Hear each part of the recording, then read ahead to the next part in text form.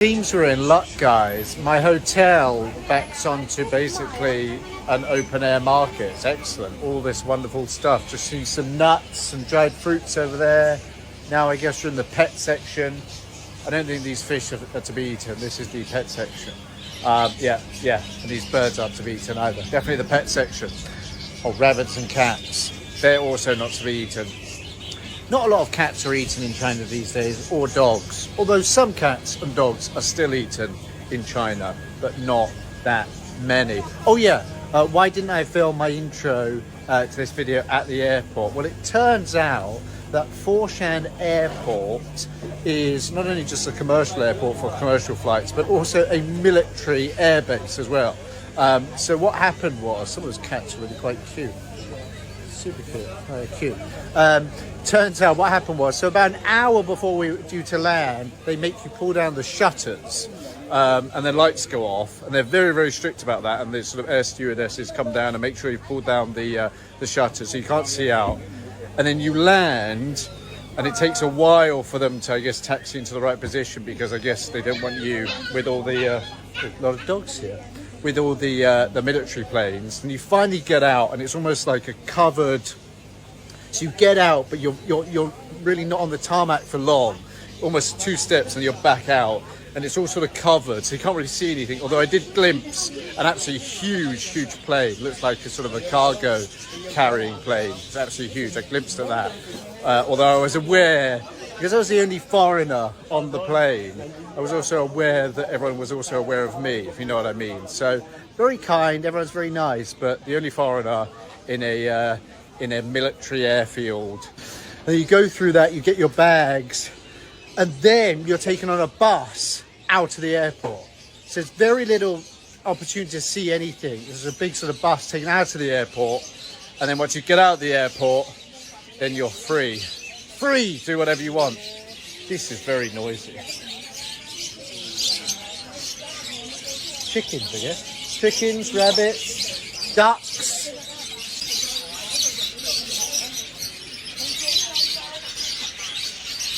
Anyway, so we finally got out the airport, and it was a bit of a strange experience for me. Luckily, I say luckily, well, look, I've been in China for a long time, and I've had things like this before, not as strict. I've flown into airports where you've got to pull the shutters down, but then once you've arrived at the airport, so it's almost like you go past something that they want to keep a secret, then you're fine. But at this, we actually landed in a military airport, so it was a bit of a strange experience. And the reason why I say lucky, sort of domestic flights, because can you imagine, as an international traveller flying into that airport, you would think China is some kind of really closed society, something a bit like what I imagine North Korea to be. But of course, China is not like that. But just this airport, I imagine, would leave a bad impression for a first-time international visitor.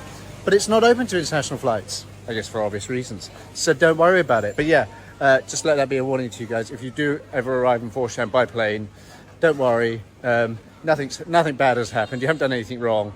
Just don't take your phone out and just look straight ahead, and you'll be fine.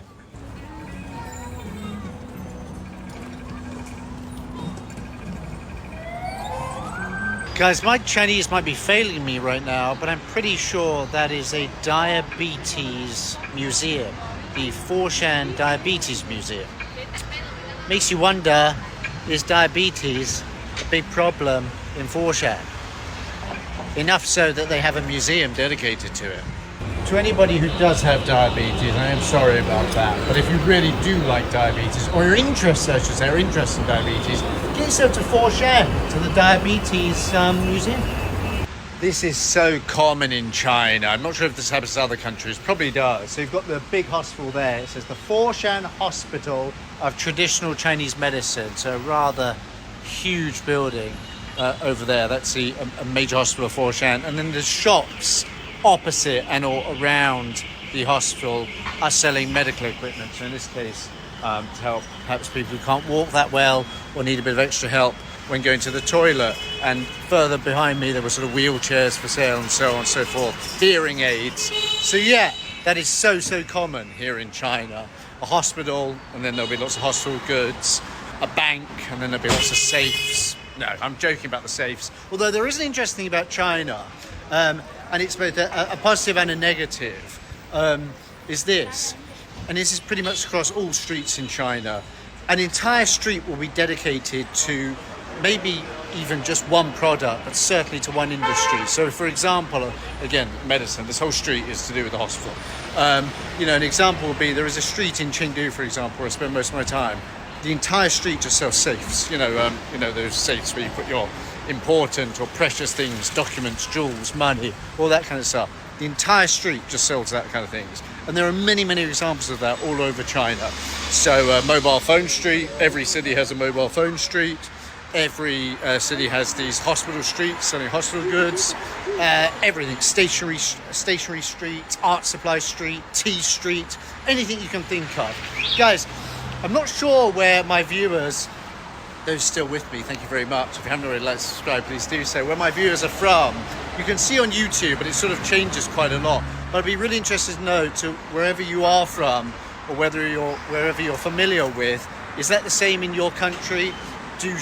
Are streets divided up by the goods in which they sell? Sunglasses back on, the sun is out again. It's interesting being down here in Foshan in Guangdong. Only a couple of hours flight away, but really very different from Sichuan in so many ways. But let's just talk about the weather briefly. You know, we're about almost 0 degrees Celsius in Sichuan, and really feeling the cold, especially recently. And I've come down here and it's hot. And this phone's weather app has sort of lied to me or tricked me. It said about 20 degrees. But when I got off the plane, it was about 25, 26, which is a big difference. So I had to ditch my coat and get the sunglasses on. But yeah, no, it's actually nice to be a bit of hotter weather. It's been cold in Sichuan recently. But this is disappointing. If you can see behind me, guys, I should have actually told you. I've just been sort of wandering around. I had a vague idea. I wanted to go to the Zumiao, so I guess ancestor temple. And I think I found it. I think this might be it. Or hopefully it's not, because whatever's behind me here is not open yet. Hopefully there's some older complex over there and we'll keep looking. But whatever this is, it looks impressive, by the way, really impressive. But it's being built. Wherever you see these sort of green walls that they erect around building sites in China, you know that there's building going on. But yeah, I'm hoping to find this sort of temple complex, and I'm hoping that's not it. Although I think it's surrounded by a park, so that could be the temple complex behind me, and also that could be the park. So we'll keep walking and checking. And I've just noticed this Foshan. I never really thought about the name before. Foshan, I guess that's For meaning Buddhism, Shan meaning mountain, Buddhist mountain. Is this the city is a Buddhist mountain? I guess that's what it's named after. Does that make sense? Anyone know their Foshan history? Guys, I'm straight off the plane. It's a few hours. I tend to do my research as I go. So, yeah, in the comments below if you know more than me, and you almost certainly know more than me today, right now. In a few days, however, I'm going to be an expert on Foshan. Trust me. Still trying to find this temple complex. I've sort of gone all around the sides and seen some interesting things, but I've come across this alleyway. And this really does seem interesting. There's a kid listening to me speak English. Hello. You know what? Talk about this kid having to stare at me. Fair enough. I don't mind. Surprising, actually. For some reason, I always associate Guangdong, especially Guangzhou. I remember, guys, Foshan, Guangzhou, Shunde. You've heard of Shunde is a district. But I mean, these cities are all very, very close together. Really cool area, this. We're all very, very close together. And of course, Guangzhou is famous for having a big international population, including a lot of Africans. In fact, I've not seen it and have been there, but there is a little Africa in Guangzhou. So I was expecting a lot more international people, a lot more, for want of a better word, foreigners. But so far, it's just me. I've seen nobody else. Anyway, here we go. Oh, now I understand. So this is a bit of a fun tourist area. School kids, there's a school nearby, and then people taking photos here. And it's like Foshan. So yeah, this is good. Maybe I should take a photo here, and this could be the thumbnail. Good thumbnail? You have to understand what that means for it to be a good thumbnail. I think that there are a lot of Chinese people who watch my videos. Are you Chinese? Are you watching my video? Can you read Chinese characters? Would this work for a thumbnail? I took a photo. I did. It might not be the thumbnail, but I took it. Why not? It could be a thumbnail for something. In fact, I should have done it vertically as well. Guys, I do Chinese TikTok as well, Douyin. In fact, I've done Douyin for many years, way before I started doing YouTube. And there's I suppose, a difference in followers. Got a lot more followers on Douyin. Although, I've actually had an idea, I don't know if it is a good idea, I've actually had an idea of maybe trying to concentrate more on the YouTube stuff and sort of the English language stuff, and then uploading that onto Douyin, because it's a lot of work. Right now what I do is, this is called Back to the Future, used camera shop. How cool is that? How cool is that? Very cool streets and alleyways here, I like this. Unknown Van, tea, wine and cakes. What a cool little shop, it's a bistro. Very cool, I'm going to keep walking down here. I'll turn the camera around so you can see how cool this little alley is.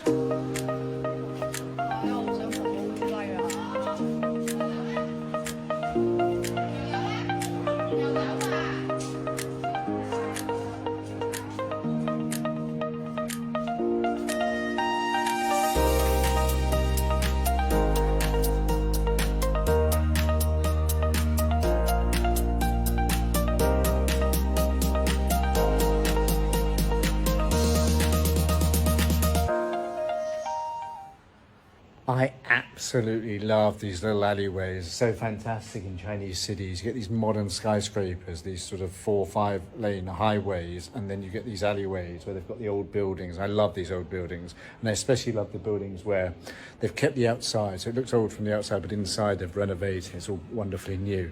Guys, this is exciting. I think we found the back of the temple complex. Again, it looks a bit like a building site. Can I show you? It looks a bit like a building site, but at least we found it.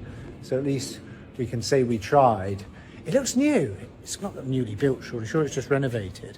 So I think we're around the back. If you remember earlier on the video, I've got to do a good job of editing this video. The order in which I edit this is very important. So we got to the front, saw it was being renovated. Now we've gone all the way around. And I think, yeah, it is being renovated. But look, yeah, it's a shame. I'll try and find out when it's going to be finished, when they're going to finish renovating. Maybe put it in the description below so you guys have a better idea of when to come to Foshan and see this wonderful temple complex. It looks amazing, but it's half built, or almost built. But hey, in searching for the temple complex, we found these really, really cool alleyways. And this I'm also really impressed with. As much as I love Chengdu, sort of my adopted hometown, and I do really, really like Chengdu. If you get a chance to get yourself Chengdu, I think the local authorities are very keen on everything looking brand new.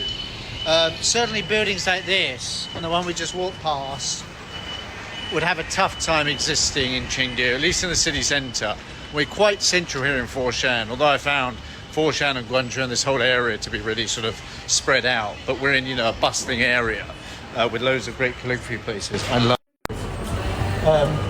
but yeah, I've noticed that's a big difference. And in fact, I've been to Guangdong a few times, and same in Guangzhou. It's almost as though down here in the south, they're not afraid of these older buildings.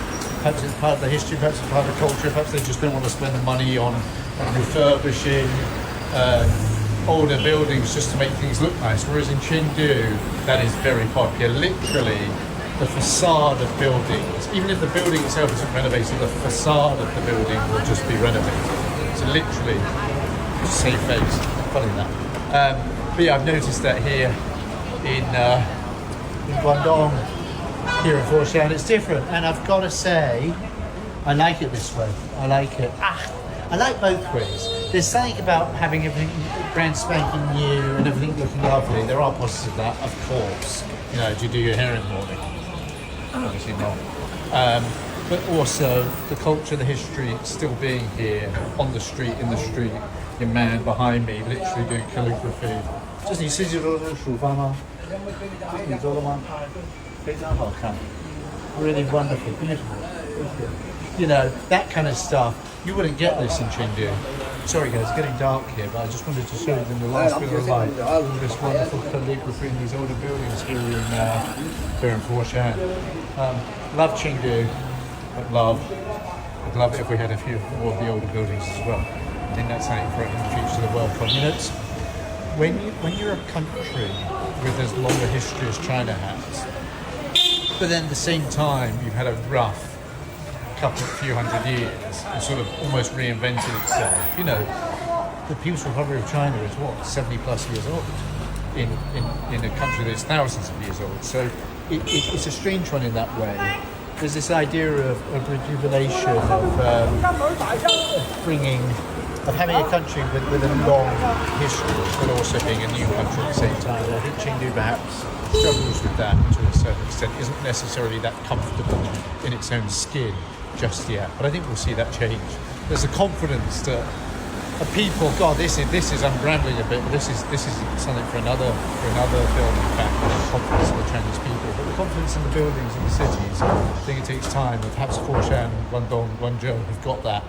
Maybe Sichuan and Chengdu will get that in the future. But these buildings are great. Absolutely love this kind of stuff. Southern China, really nice. What I say, they don't build here. Literally pulling up the roads. What do I know?